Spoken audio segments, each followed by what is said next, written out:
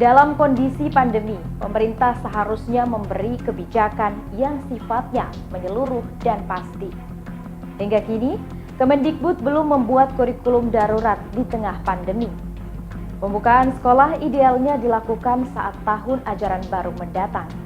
Saat ini, belum semua sekolah siap menjalankan kegiatan belajar mengajar di tengah pandemi. Akademisi Pendidikan dari Fakultas Keguruan dan Ilmu Pendidikan FKIP Universitas Lampung, Rohmiati, juga menyoroti kegiatan belajar mengajar yang dibuka kembali.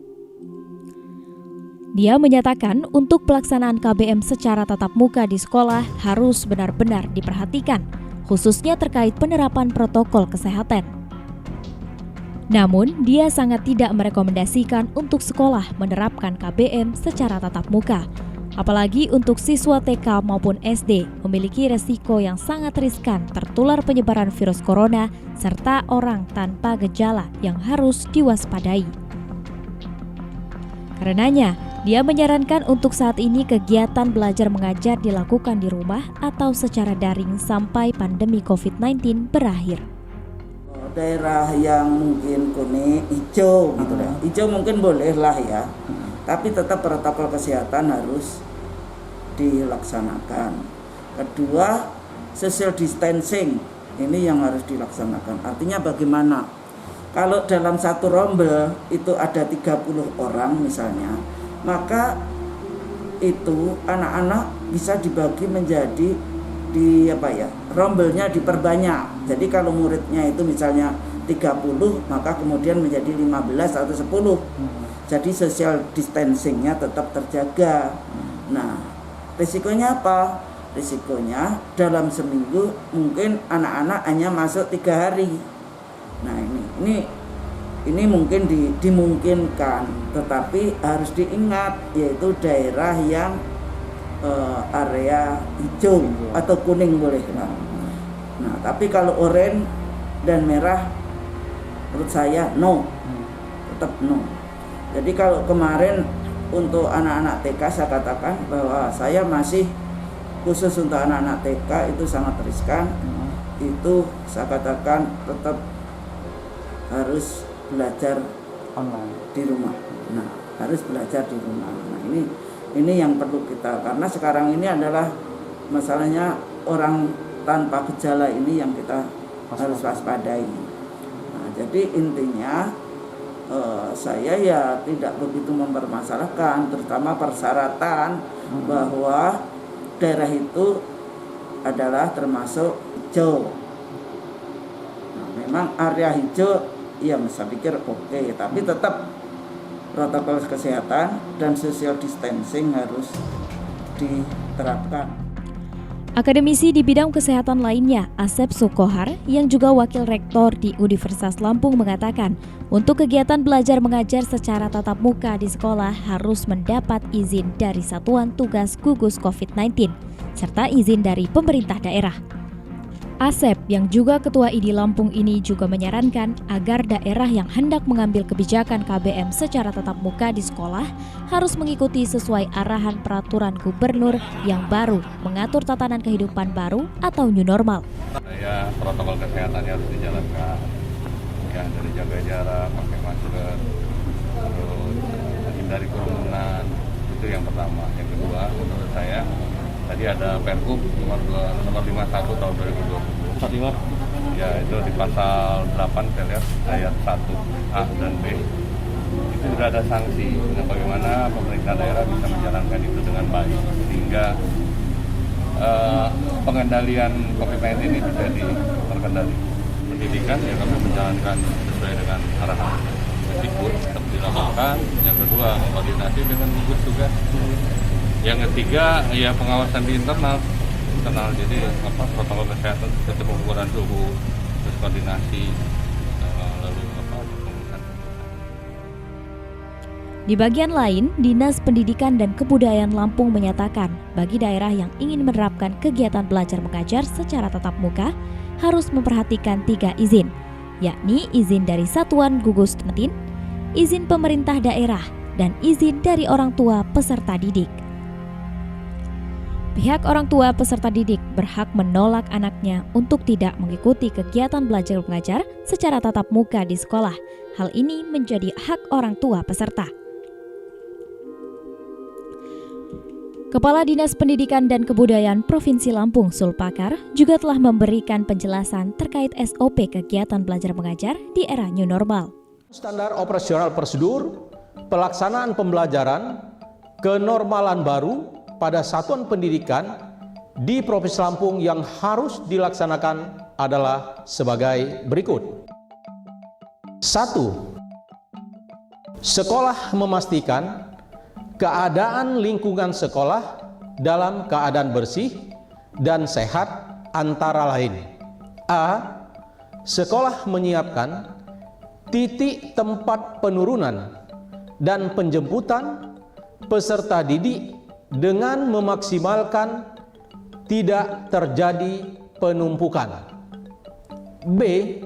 Di setiap depan ruang kelas dan kantor terdapat sanitasi tempat cuci tangan dengan air mengalir beserta sabun tangan.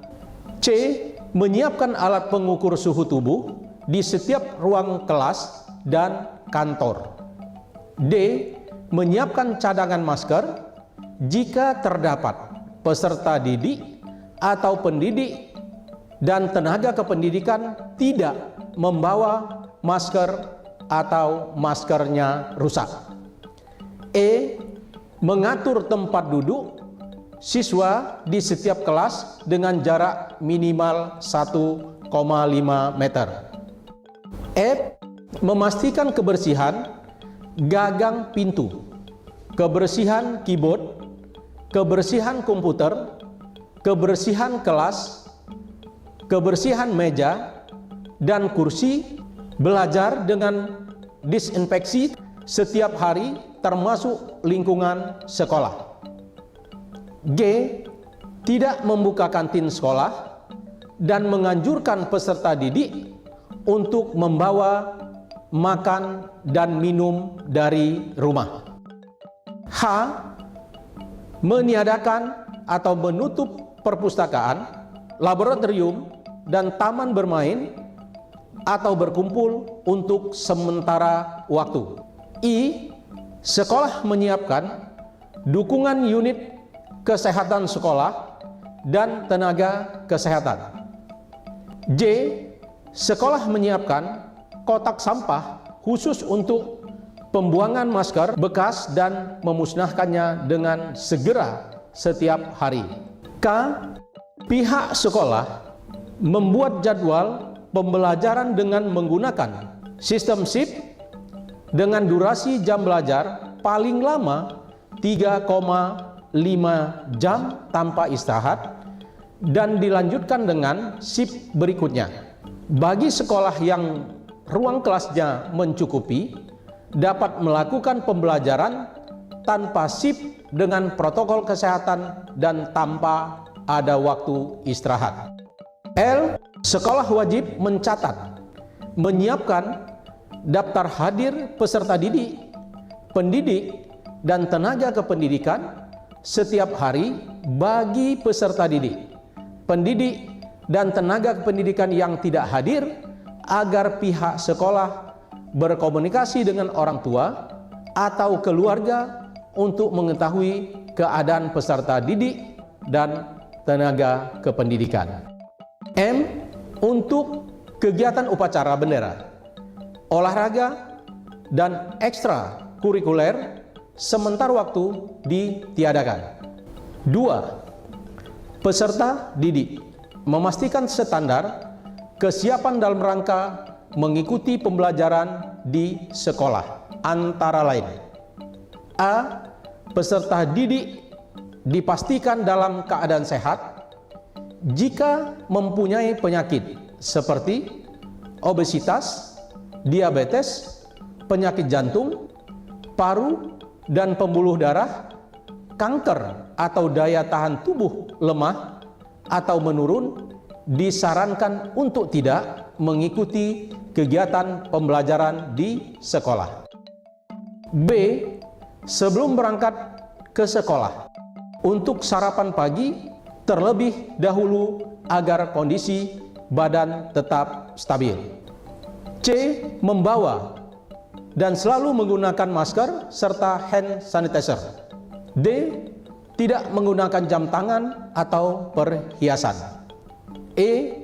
Membawa bekal makanan dan minuman dari rumah. F. Membawa buku, perlengkapan, alat tulis sendiri dengan menghindarkan meminjam pada teman. 3. Pendidik dan tenaga kependidikan memastikan standar kesiapan dalam rangka mengikuti pembelajaran di sekolah antara lain. A. Pendidik dan tenaga kependidikan dalam keadaan sehat jika mempunyai penyakit seperti obesitas, diabetes, penyakit jantung, paru dan pembuluh darah, kehamilan, kanker atau daya tahan tubuh lemah atau menurun, tidak disarankan untuk mengikuti kegiatan belajar mengajar di sekolah. B.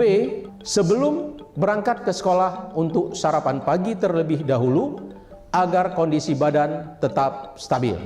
C. Membawa dan selalu menggunakan masker serta hand sanitizer. D.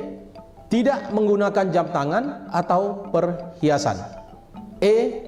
Membawa bekal makan dan minum dari rumah. 4. Standar operasional yang harus dijalankan peserta didik mulai keberangkatan dari rumah ke sekolah sampai dengan kembali ke rumah antara lain.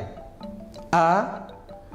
Orang tua wali memastikan putra-putri berangkat dari rumah menuju ke sekolah dalam keadaan sehat. B. Berangkat lebih awal untuk menghindari jam sibuk dengan tetap menggunakan masker. C. Transportasi yang digunakan menjamin terlaksananya standar protokol kesehatan. D. Hindari naik kendaraan umum yang sudah banyak penumpang. Yang memiliki kendaraan pribadi disarankan berangkat ke sekolah diantar oleh orang tua atau wali. E. Sesampai di sekolah, berhenti pada titik penurunan siswa dan tidak menumpuk. F. Di pintu gerbang sekolah, peserta didik sebelum masuk ke dalam kelas diukur suhu tubuh oleh petugas kesehatan, kemudian mencuci tangan menggunakan sabun di air mengalir yang telah disediakan oleh sekolah, kemudian masuk ke dalam kelas dengan tetap menjaga jarak. G. Mengikuti proses belajar di dalam kelas dengan tetap menjaga jarak kursi minimal 1,5 meter dan protokol kesehatan. H. Peserta didik tidak diperkenankan meminjam alat tulis atau belajar sesama teman di kelas. I. Selesai pembelajaran, peserta didik keluar kelas dan kembali mencuci tangan pakai sabun di air mengalir. J.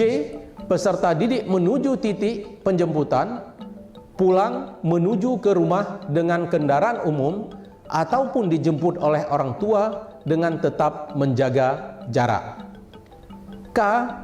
Sampai di rumah segera membuka sepatu sebelum masuk ke dalam rumah. L. Semprotkan disinfektan pada barang-barang yang dibawa. M. Langsung mencuci tangan dan cuci kaki pakai sabun di air mengalir. N. Membuka pakaian sekolah dan langsung masukkan ke tempat cucian pakaian kotor. O. Jangan menyentuh benda apapun sesampai di rumah. P. Jangan langsung beristirahat, segera mandi dengan sabun.